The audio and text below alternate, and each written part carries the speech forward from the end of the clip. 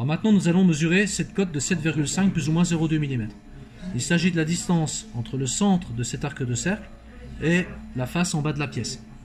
Alors, je montre sur la pièce. Donc ici, nous voyons la partie arrondie et nous voyons la face. Revenons sur l'écran. Sur l'écran, je peux me déplacer en mode rapide pour gagner un petit peu de temps.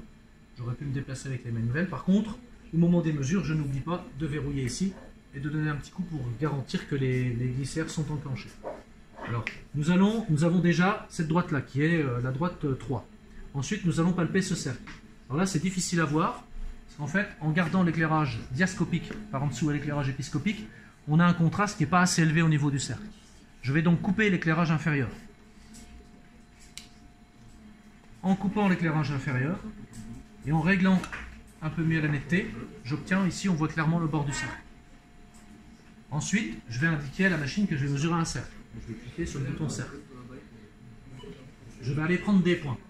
Alors je vais prendre quelques points sur ce cercle. Alors on va regarder de près.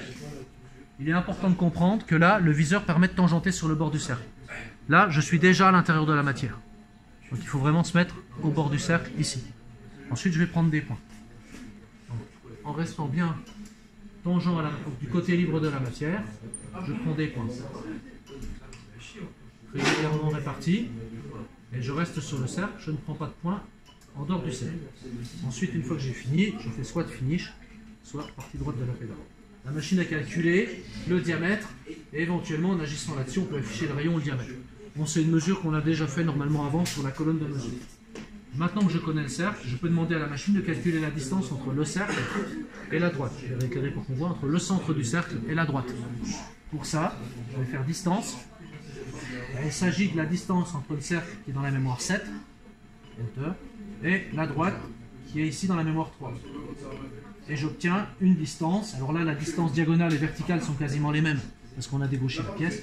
Donc on a une distance de 7,544. Et ce pour une distance de 7,5 plus ou moins 0,2, ce qui est tout à fait conforme.